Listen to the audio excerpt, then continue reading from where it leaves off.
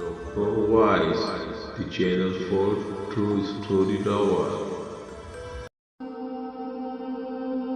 اندرون لاہور کے جنات۔ اندرون لاہور تنگو تاریخ گلی کوچوں کے نیچے رہنے والے جن انسانوں کو کچھ نہیں کہتے اور اچھے ہمسایوں کی طرح رہتے ہیں۔ یہ جن بھوت عام طور پر پرانے مکان کی کسی پچھلی اندھیری کوٹھڑی میں رہائش پذیر ہوتے ہیں۔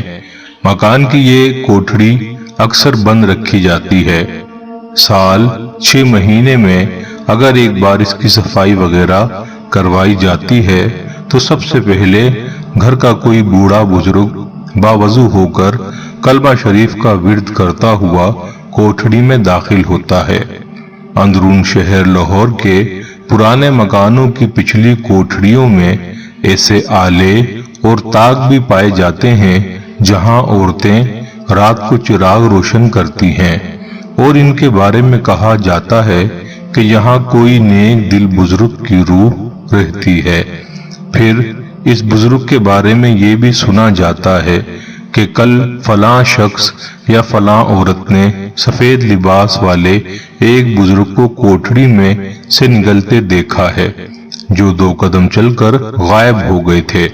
جن بتوں کے بارے میں عجیب و غریب محیر العقول باتیں مشہور ہو جاتی ہیں یا کر دی جاتی ہیں۔ ہمارے رشتے کی ایک پھوپھی جان اندرون لاہور لوہاری میں رہتی ہیں۔ ان کا 3 منزلہ حویلی نما مکان 200-250 سال پرانا ہے۔ ان کے مکان کا زینہ نیچے سے شروع ہو کر مکان کی چھت کے دروازے تک جاتا ہے۔ زینے میں ہر وقت اندھیرا چھایا رہتا ہے۔ مکان کی دوسری منزل کے دروازے کے پہلو میں ایک چھوٹی سی کوٹھڑی ہے جس کے بارے میں کہا جاتا ہے کہ یہاں جنات کی ایک فیملی رہتی ہے۔ اس کوٹھڑی میں ان کے ہاں بیاہ شادیاں ہوتی ہیں۔ ان کے رشتہ دار آتے جاتے ہیں۔ میری پھوپھی کی بڑی بیٹی کا کہنا ہے کہ ایک دن وہ سیڑھیاں چڑھ رہی تھی کہ اس کوٹھڑی کا دروازہ کھلا تھا۔ اس نے دیکھا کہ کوٹھڑی کے اندر بڑے پلنگ پر ایک جن دولہا اور اس کی دلہن بیٹھے مسکرا کر باتیں کر رہے ہیں۔ گھر والے کہتے ہیں کہ انہوں نے اکثر راتوں کو ایسی آوازیں سنی ہیں کہ جیسے کوئی تیز قدم اٹھاتا سیڑھیاں چڑھ رہا ہے۔ کبھی کبھی اس کوٹھڑی میں سے گھنگروؤں کی آواز بھی آ جاتی ہے۔ گھر والوں نے اس کوٹھڑی کا نام شیش محل رکھا ہوا ہے۔ کوٹھڑی میں ایک بلب ساری رات اور سارا دن جلتا رہتا ہے۔ جمعرات کو کوٹھڑی میں چراغ روشن کیے جاتے ہیں اور اگربتیاں سلگائی جاتی ہیں، کیونکہ کہا جاتا ہے کہ یہ جنات مسلمان ہیں۔ میری سب سے بڑی ہمشیرہ کا مکان مستی گیٹ میں تھا۔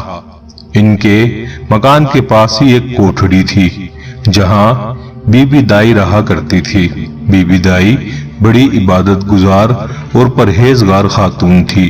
بچے کی پیدائش کے وقت لوگ بی بی دائی ہی کو بلواتے تھے۔ کہتے ہیں کہ ایک بار بی بی دائی کے ساتھ ایک عجیب و غریب واقعہ پیش آیا۔ سردیوں کی رات تھی، سخت سردی پڑ رہی تھی، شہر کی گلیاں سنسان پڑی تھی کہ کسی نے بی بی کا دروازہ کھٹکھٹایا۔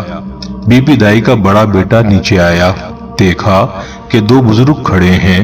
ایک بزرگ نے کہا، ہماری بہو کو بچہ ہونے والا ہے، ہم بہن بی بی دائی کو لینے آئے ہیں۔ بی بی دائی کو پتہ چلا تو اس نے پوچھا کہاں جانا ہوگا۔ بزرگ نے کہا، قریب ہی جانا ہے بہن جی، ہم تانگا ساتھ لائے ہیں، ہم آپ کو واپس بھی چھوڑ جائیں گے، آپ کی بڑی مہربانی ہوگی، ہم آپ کو منہ مانگی فیس دیں گے۔ بی بی دائی راضی ہو گئی۔ کوٹھڑی کے باہر تانگا کھڑا تھا۔ بی بی دائی کا بیان ہے کہ تانگے کا کوچوان اگلی سیٹ پر خاموش بیٹھا تھا۔ دونوں بزرگ بھی تانگے کی اگلی سیٹ پر بیٹھ گئے اور تانگا مستی دروازے سے نکل کر دریائے راوی کی طرف ہو گیا۔ بی بی دائی نے سردی سے بچنے کے لیے گرم اونی چادر اوڑھ رکھی تھی۔ دونوں بزرگ خاموش تھے۔ بی بی دائی کوئی بات کرتی تو وہ بھی جواب دے دیتے۔ तांगा जब सड़क से उतरकर दरिया के पुराने जखीरे की तरफ मुड़ा तो बीवी दाई ने पूछा, भाईजान, आपका मकान अभी कितनी दूर है? एक बुजुर्ग ने जवाब दिया, बस करीब ही है बहन जी। बीबी दाई का कहना है, जब तांगा जखीरे के दरख्तों से निकलकर दरिया के किनारे किनारे चल पड़ा तो मैं घबरा गई। आधी रात का वक्त, उजाड़, सुनसान जगह, अजनबी लोग। बीबी दाई को खौफ महसूस होने लगा, मगर हिम्मत करके इसने एक बार फिर पूछ लिया कि आपका मकान किस जगह पर है? बुजुर्ग ने कहा, घबराएं नहीं बहन जी, मकान करीब ही है। आखिर दरिया के किनारे दरख्तों के नीचे एक झोपड़ी के पास आकर तांगा रुक गया। झोपड़ी के अंदर लालटेन की रोशनी थी। एक बुजुर्ग खातून झोपड़ी के बाहर खड़ी इंतजार कर रही थी। बीबी दाई ने खातून को देखा तो इसे कुछ हौसला हुआ। दोनों बुजुर्ग झोपड़ी के बाहर एक तरफ बैठ गए।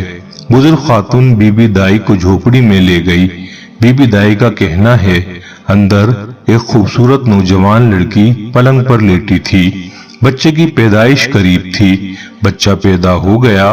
बीबी दाई कहती हैं, वो लोग मुझे अजीब व गरीब लग रहे थे। जच्चा और इसकी वालदा बुजुर्ग खातून की आंखों में ऐसी चमक थी कि जिसको देखकर मेरे बदन में खौफ की एक लहर दौड़ जाती थी। जच्चा के यहाँ पैदा होने वाले बच्चे की आंखों में भी जब मैंने वही माफूकुल फितरत चमक देखी तो मैं जल्दी से झोपड़ी से बाहर आ गई। बाहर मुझे वापस छोड़ने के लिए तांगा खड़ा हुआ था। मैं जल्दी से तांगे में बैठ गई। बुजुर्ग आदमी ने कहा, बहन जी, आपकी फीस देने के लिए हमारे पास इस वक्त कुछ नहीं है। इस पोटली में जो कुछ है इसे कबूल कर लें। बुजुर्ग ने पोटली मेरे पास सीट पर रख दी। तांगा चल पड़ा। अपने मकान पहुंची तो खुदा का शुक्र अदा किया। कोचवान मुझे छोड़कर चला गया। मेरे बेटे ने नाराज होकर कहा, अम्मा, इतनी सर्दी और रात के वक्त तुम्हें नहीं जाना चाहिए था। ये कौन लोग थे? बीबी दाई ने कहा, कोई गरीब गुरबा खाना बदोश थे। मेरी फीस देने के लिए भी इनके पास पैसे नहीं थे। ये पोटली दे दी है कि इसे कबूल करो। ऊपर कमरे में आकर बेटे ने पोटली खोलकर लालटेन की रोशनी में देखा कि पोटली में बुझे हुए कोयले ही कोयले थे। बेटे ने गुस्से में कोयले फर्श पर फेंक दिए और माँ को सख्ती से मना किया कि आइंदा कभी रात के वक्त किसी के साथ ना जाया करो। बीबी दाई को भी बुझे हुए कोयले देखकर बड़ा गुस्सा आया, मगर अब वो कुछ नहीं कर सकती थी। दिन चढ़ा तो माँ बेटे ने कमरे के फर्श की तरफ देखा तो देखते ही रह गए। फर्श पर जहां बेटे ने रात को बुझे हुए कोयले फेंके थे, वहां अब सोने की डलियां बिखरी हुई थी। दोनों दंग रह गए। अब मालूम हुआ वो लोग जो रात को बीबी दाई को लेके गए थे जिन्नात थे। बेटे ने सोने की सारी डलियां जल्दी जल्दी समेटकर संदूक में कपड़ों के नीचे रख दी। दोनों माँ बेटा तांगा कराकर दरिया के किनारे इस जगह गए जहां रात को झोपड़ी के अंदर एक औरत के यहाँ बच्चे की विलादत हुई थी, मगर अब वहां किसी झोपड़ी का नाम और निशान तक न था, क्योंकि वो जिन थे। खत्म शुद्ध।